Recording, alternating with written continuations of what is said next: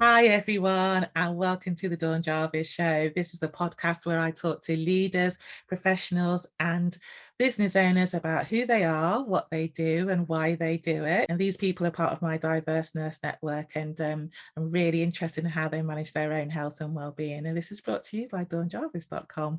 Today, we are discussing how to get unblocked and unlock your next level of power with my guest, Casandra Austin-McDonald. Casandra and I, we've known each other a couple of years now. We were on a mastermind together, and I'm really looking forward to our chat. We are discussing that you have the power to overcome anything, the importance of healing trauma wounds, and also what awaits you on the other side of healing and reclaiming your power. Yeah. Casandra is a trauma-informed mindset coach and speaker, author, and a host of the Grow It Thru podcast. She works with high-achieving and heart-centered women who are ready to get unblocked and unlock their next level of power and potential to win in life, love, and leave a legacy. Cassandra's worked with individuals for over 13 years in group settings and using evidence-based practices.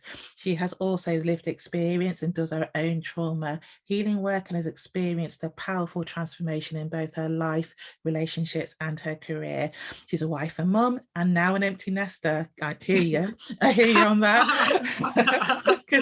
Casandra believes women get to be with who they love, do the work and that they love, and to live a life that they love all at the same time. I'm loving this, Casandra. How are you? I'm well. How are you? I'm good. And so good to see you. So Cassandra's been on the podcast before. She was on in the early days. It was a really great show and a really great review show. And but for people who've not met you before, who are you, Casandra, and how did you get to be where you are today? Oh my gosh, where should I begin? I feel like I often share the same story when I tell this, but it's the first thought that comes in my mind when I ask this. But my journey really started when I was a single mom and I was working with juvenile delinquents at the time. I was a treatment specialist and I worked with youth who were taken into the juvenile justice system due to delinquent, devious behavior. Mm-hmm. And during that time, I would facilitate groups. And this particular day, I was facilitating a forgiveness and healing group. And I remember as I was conducting the group and going around the circle and asking all of the kids there, what were they getting out of the workbook we were working through? And one of their kids raised their hand, was like, Miss Casandra, what did you do? When you needed to forgive and heal and all this stuff. And I kind of felt, convicted. I was like, whoa, I can't answer that. Yeah. I hear you. So I deflected, and I was like, We're not here to talk about me today. We're here to talk about you. Yeah. But really that moment did plant a seed. And I do believe that there were other seeds planted throughout my journey prior to that moment. But that moment really put something on the inside of me that was about integrity.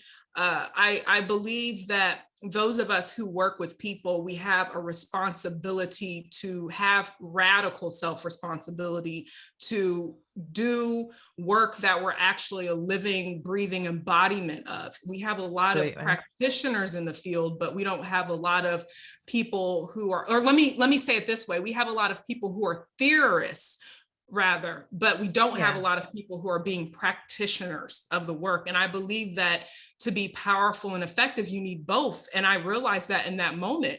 I realized what that kid was needing from me was he was needing somebody who he could relate to. He was needing someone who had been through some similar experiences he had, who can say, is this even possible for me? Because of the trauma that those youth experience. Those types of kids who are, at the time in the state of Illinois, they could get arrested at the age of 10, that young. Wow. Yeah. And be trapped inside of this system. And so trauma, that's how that happens. The kids aren't just bad. No. You know, they've had an experience that has shaped and shifted and molded their behavior. And I started to reflect on my own trauma, and I started to reflect on, wow, I didn't do my trauma work. I need to do my own trauma work. And so that's kind of how my journey started, was being the theorist and eventually deciding I was going to be a practitioner as well. And I was going to be both the student and the teacher in the work. And it's kind of unfolded from there.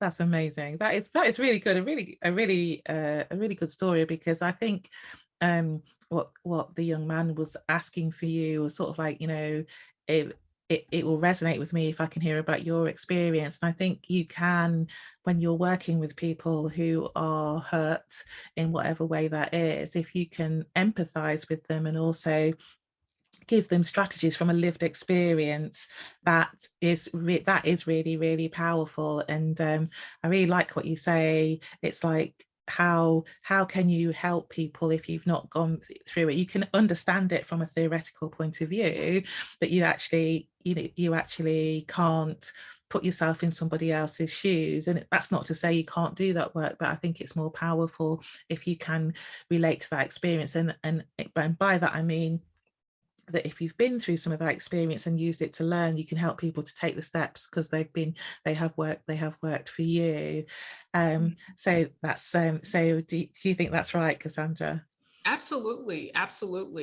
I know that there have been a lot of conversations and a lot of opinions out in the world as it relates to different professions, especially for those of us in the coaching industry. You know, you have a lot of people who are therapists and counselors and things like that who don't agree with coaching, but I believe we all serve a purpose. I believe that all of our work matters. And what I love about being a coach is that I get to take my clients from where they are to where they want to be with a trauma-informed approach.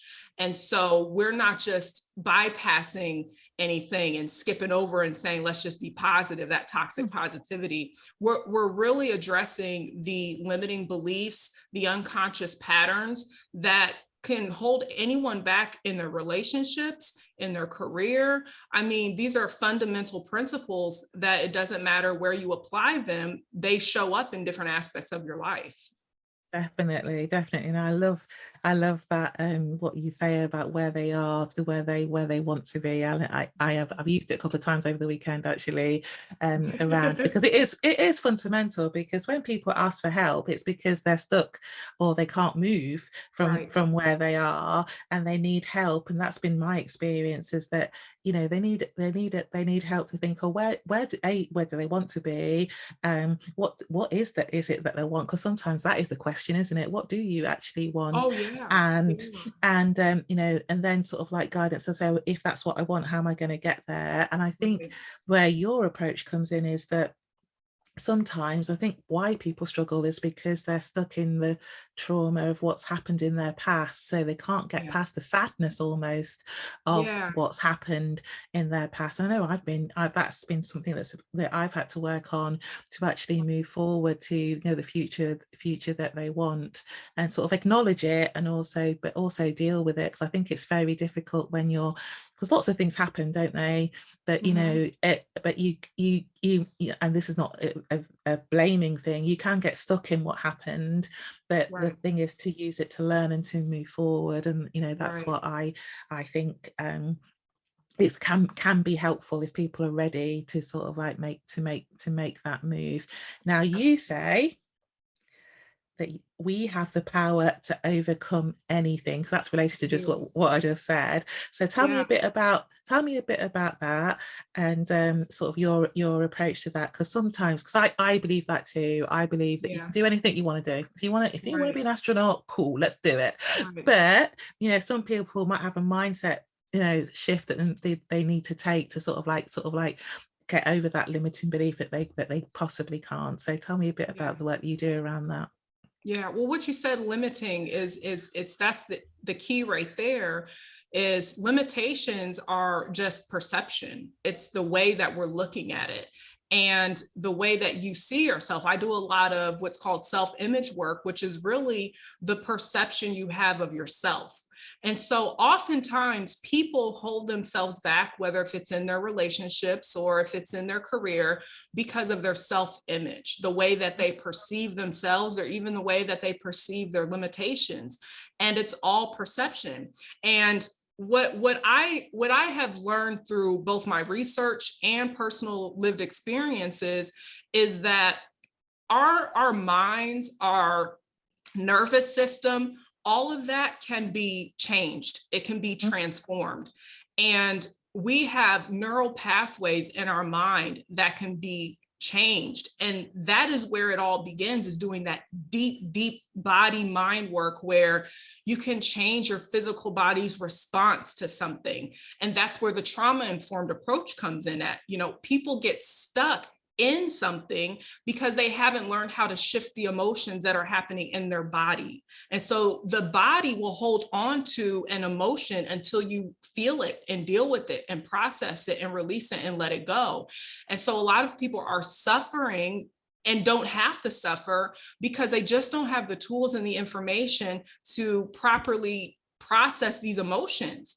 And when you learn how to do this type of work where you process those emotions and you learn how to change your thoughts and you learn how to change your unconscious belief patterns, over time, what happens is your behavior changes. And when your behavior changes, then your reality changes. And so it's so like you probably could tell, like, I get excited about it because it's very exciting. It is very exciting. We have this power that I believe God created with all of us. Bob Proctor calls it our marvelous mind. I call it us having incredible intuition. Like, we have things about us as human beings, innate ways of being, that if we just tapped in and tuned into it and learned how to use it for our good. We have so many people who have come across this path of life who have shown us that. Look at Steve Jobs, who innovated technology. It started with a thought.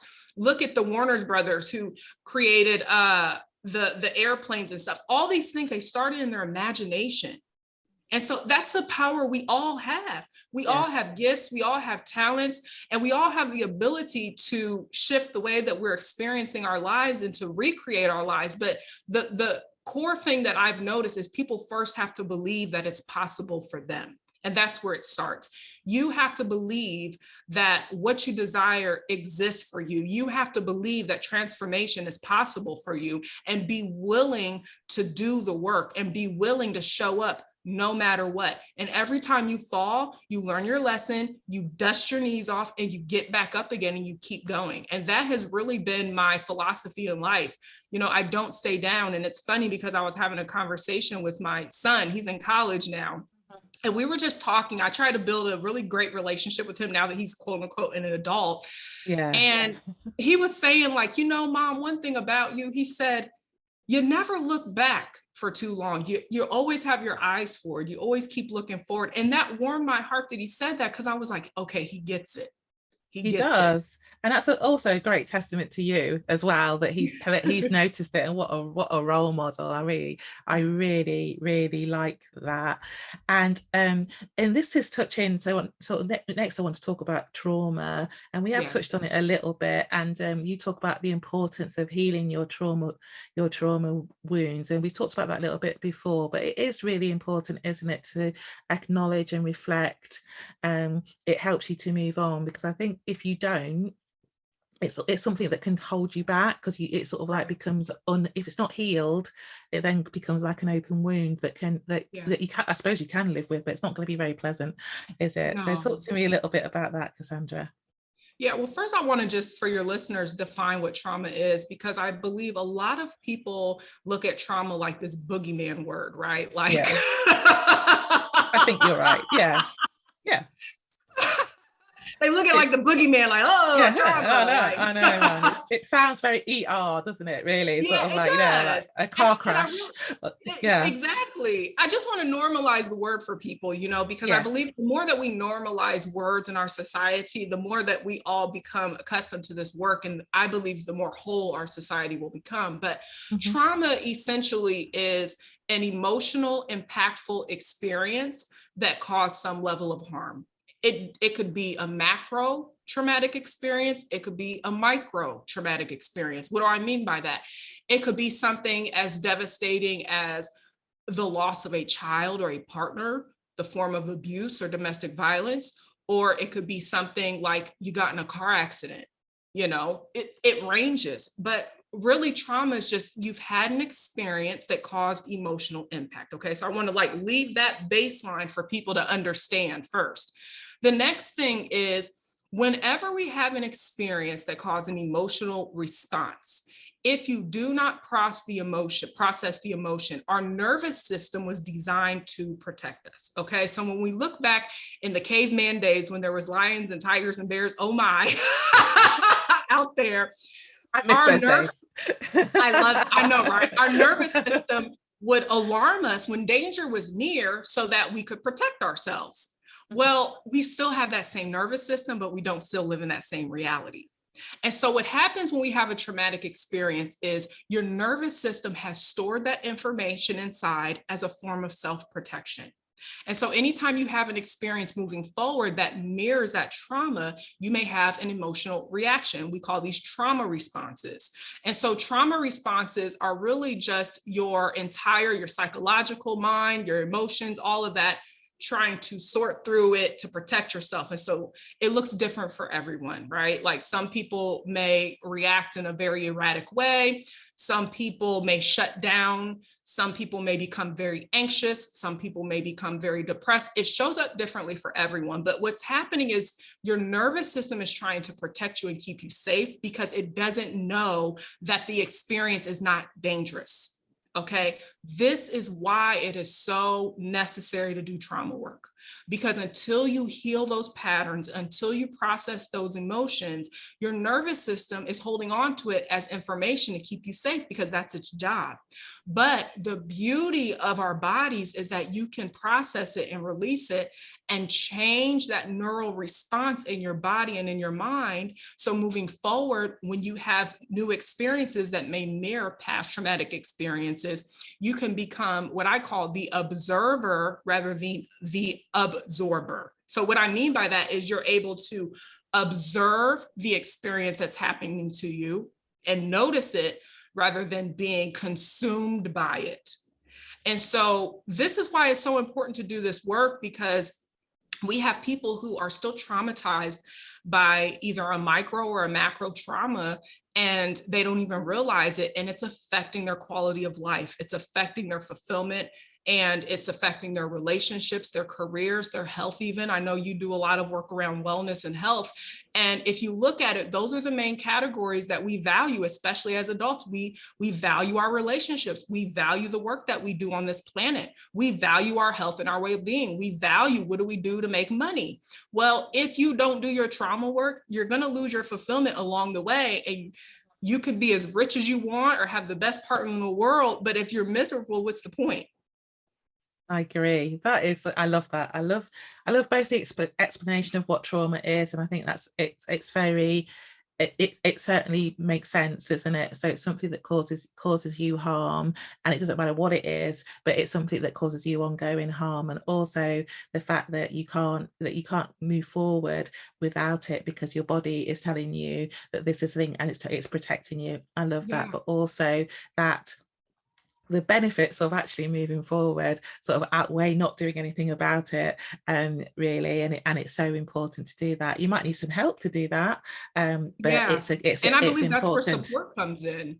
Absolutely. I think even so, this is so useful because it's even knowing that might be holding you back is good, isn't it? It's valuable, but to get the greater value and the sort of greater sort of like growth is to sort of like get someone to help you with if that's what you need. And this is the pest is resistance, because the benefits, what happens when you get on the other side of, you know, healing and reclaiming your power. And I know that's something you feel very strongly about and that you help people with, Casandra. So tell us a little bit about that. Well, I'm really passionate about it because I believe that, and I believe in God. So you'll hear me say God or the creator. Those are just different words I describe my higher power. But I believe that we were all created with gifts, talents, and a destiny attached to us. And I believe that in order to fulfill that and to be fulfilled as humans, we have a path that leads us there. And when we are on that path, there's studies that show in positive psychology that the happiest people in the world are the ones that are pursuing something, not necessarily having it, but they're in pursuit of it. And it's this thing on the inside of us, because I believe you and I are in pursuit of that thing too. Like when you're in pursuit of something, your calling, your mission, your purpose, your destiny, it's like this string that's pulling you forward. And so what happens is even when the obstacles show up, even when the challenges come, even when the trauma responses show up, you're more likely to do the work to handle it because this mission is pulling you forward. And what happens is it improves your quality of life. It brings you to more fulfillment and peace and joy. You're able to have more quality connections in your relationships. You're able to feel more purposeful and fulfilled in your career and do work that you love rather than just doing it because you need to pay the bills. And isn't that why we're here? Like, we're not here to just make money, pay the bills, and die. We're here for a greater purpose and a reason. And when we discover what that is, and we start to move in that direction, we start to be more intentional about the way we're creating our lives, the relationships that we're in, the way we take care of ourselves, the work that we do. And that is what shapes and mold this fulfilling life that we have. And so the other side to me really looks like is this human being who is in their power and they're making powerful intentions about their lives, and they're leading their lives with purpose. And it's an incredible feeling when you have that connection on the inside, because it doesn't matter what's happening outside of you. You can tap into something on the inside that situations don't override the personal power that you have. And I believe that's where we see the difference between situational power and personal power. Situational power is saying, I was born into this world with privilege and I have access to all of these resources, and I'm happy because, you know, the red carpet was rolled out from day one. Personal power is saying it does not matter that I was abused from the time I was 8 until 17, sexual, physical, emotional abuse. It doesn't matter that I experienced all this trauma. It doesn't matter that I battled with different trauma responses in the form of anxiety and depression and suicidal ideations. It does not matter because I have personal power to overcome that. And to me, that's the difference. And that it's just game changer to me. Oh, this is wonderful stuff. This is wonderful stuff. I really like what you're saying. I'm saying that, and I think it really speaks to me in that, you know, we've all had our life experiences. We've all had things that have happened to us, regardless of what community we come from or background or where we were born or where we were lucky enough to be born or not. But I think what you're saying is that there is a path where you can acknowledge your circumstances and move forward and use that to your strength. I really like that. We're talking about mission, vision, and values, and that can keep you going. Actually, that can help, that can propel you through, because you're walking in your purpose and you're doing what you're meant to do. And you can say, despite what has happened to me, that I can achieve something in this world, both for myself and for other people. So I really, really, really love this. It's such a powerful message, and you say it with such joy and such conviction and everything. So that is absolutely wonderful, and thank you for that, Casandra. And you know, you alluded to in sort of in the conversations that you have had some trials and tribulations, and we've talked about that before. So, and you're such a joyous person, and so I ask everybody this. So this is the point is that I'm a nurse. I don't work with people around their health and well-being, and sort of people who support health and well-being, which I see you as one of those people. So I ask everyone this: how do you stay focused, positive, and productive, so that you can do this work? Because it can be personally challenging as well. And then how, as a sort of, I suppose, underpinning that is, how do you manage your own health and well-being? Sure. So I have this philosophy that the woman behind it all comes first. The woman behind the marriage, the woman behind being a mother, the woman behind the roles, the duties, the titles, the responsibilities. I come first. Because if I'm no good, I cannot be any good to anyone or anything in my life. And so I have a set of practices that I do every day. And I'm at a place now where I've been doing it for so long, I can really feel into what I need for the day. But I have my tools, and I have things that I use and that I do that help me to fuel and feed my mind, my body, my spirit. Like I said before, I have a belief in God. And so that's a huge component of my life. That's where my peace and my joy comes from. And being able to take care of my vessel through movement and nutrition. I really invested in myself. I invested in myself before I was trying to build a business, before I was trying to build a name for myself. I invested in the woman.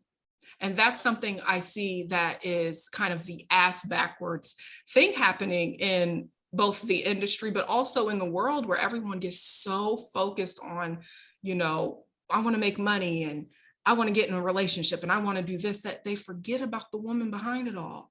And what happens when you leave the woman behind it all behind? You lose yourself. And so when I was a single mom, my son was in elementary school, and I started this practice. And I had to work through the mom guilt, and I had to work through, am I being selfish because I'm trying to do something for me? I wanted to give him a blueprint of, even though he's a boy, that women get to take care of themselves too. And that just because I'm a mom doesn't mean that I'm going to lose my identity to that role. And I'm my best self as mom when I'm my best self. And so I really invested in myself. I learned what my body needs. I learned what I need for my mental well-being. And I started practicing, and it's been a practice over the years. I have moments where I slip. I have moments where I fall back and I get back up again. I dust my knees off and I keep going. And over time, it just becomes a way of being, where you feel the difference between being in your power, like I like to say, versus being disempowered, where you're feeling sluggish and fatigued and you're confused and you have no clarity and you're not connected to yourself. I know how that feels. And I also know how it feels, how I feel now, passionate and lit up and excited. So I have this measuring stick that I get to use to see, well, where am I at? And by being connected to myself, I can start to shift out of the disempowered state into my empowered state, knowing, okay, well, I'm battling with some mental fatigue. Why? Do I need to be still? Do I need to sit my butt down for a while? Dawn, I just went on a 40-day social media sabbatical recently because I was in that space where my entire being needed rest and self-care. And it was a scary decision because, as online business owners, if we don't show up, the show seems not to go on. But again, because of this philosophy I have that the woman comes first, I was able to sit down and do that. And it was such a game changer for me. It was such a game changer. And so really for me, it's just making sure the woman behind it all is good first. I love that. I absolutely love that. I love that you shared with us. I did know that you'd been on your social media sabbatical, and I've seen you after it, and you're 100%, and you are full of joy. So it worked, and I love that you've given us tools to actually, so you could try this, but I love, the main thing I love, it's like you put the woman first. That is amazing. Absolutely amazing. And all things will flow through that. That is wonderful. Thanks for that. So tell us, about your business, Casandra. I think you've got a little gift for our listeners and our viewers as well. But tell us about you, your business, the gift, and how people can get hold of you. Yeah, so I'm a coach, and I like to say I'm a trauma-informed coach, and I work with high-achieving, heart-centered women to get unblocked and unlock your power and fulfillment in life. And I love the work that I do because I believe that I'm able to support women in their relationships, but also in their professional career, and really just pushing past their boundaries of being in their own way. And so I love that aspect. So the Elevate Your Standards 2022 guide is a time for you to just sit down and sit with yourself and really look at, there's some journal prompts in there. There's some evaluation tools in there to really reflect and look at how are you showing up in the past in your relationships and for yourself in different categories, and really start getting connected to what do you want and desire now, and making some bold, brave decisions for yourself of, okay, what am I going to do differently now? And if you decide that you would like support on that journey, you can go to www.CasandraAustin-McDonald.com. And I'm sure Dawn will have my name spelled somewhere. It's one S. And there's a work with me tab, and you can see where you can book a discovery call with me there. And during that discovery call, it's a wonderful time for us to connect and for me to meet you, to get to know you better, to dig a little bit deeper into what it is that you truly want, what your goals are, help you get some clarity, and what your next best steps are in helping you to move forward. And I'm also getting ready to do some master classes again now that I'm back online. And so if you want to connect with me on social media, I'm on Instagram and Facebook. I prefer Instagram over Facebook. Okay. And I'm also on LinkedIn. So you'll see more information about what I have coming up next if you want to connect with me on those platforms. And all of that fantastic information will be in the show notes, including your LinkedIn profile. It's really interesting about LinkedIn, Facebook, and Instagram, and which one you prefer, isn't it? Really, I'm not. The jury's out. I'm falling out of love with Facebook and getting more into LinkedIn. And I like LinkedIn. Yeah, I do like Instagram, but it's a lot of work. it's a lot of work to doing these lovely pictures so that people actually engage with you around that. So it's interesting, but it's good that people can reach out. So what I do like about Instagram actually is that people can DM you and sort of like and get in contact with you, which is fairly easy to do. So all of that will be in the show notes, and I'd really I'm going to look at the Elevate Your Standards guys, definitely. So I encourage you all to do that as well. So Casandra, it has been amazing. We rip through it, actually. We do it really, really quick. But it's been I have this way of like getting straight to the point. I love it. I love it. I love it. I love it. It's perfect. It's it's absolutely perfect. And because we don't lose any value or any quality as we get straight to the point, and all the points have been really well covered. So it's been absolutely fantastic having you here. It's great to see you. It's great to see you happy, well, enthusiastic. It really, really comes over. Is there one tip or nugget that you want to share with our audience they can action today in their ongoing journey? Yeah, I would say in this season that I've been processing for myself, I really believe we're in what I call a shifting season.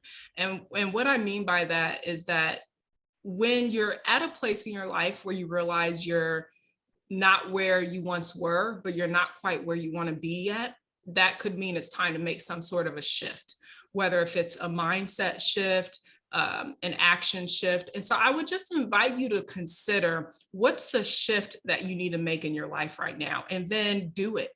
Don't hesitate, just trust yourself and do it. That's fantastic. Absolutely fantastic. I've written that down. What's the shift that you need to make in your life? We might even call that this episode that. That is fantastic. Thank you so much, Casandra. As You're I said, so it's been a welcome. pleasure. We will definitely do it again, because this is the second time, but we'll definitely do it again. That's it for the Dawn Jarvis Show. It's been a great one today. If you like what you hear, please do comment, like, share, and subscribe. And we will see you again soon. Take care.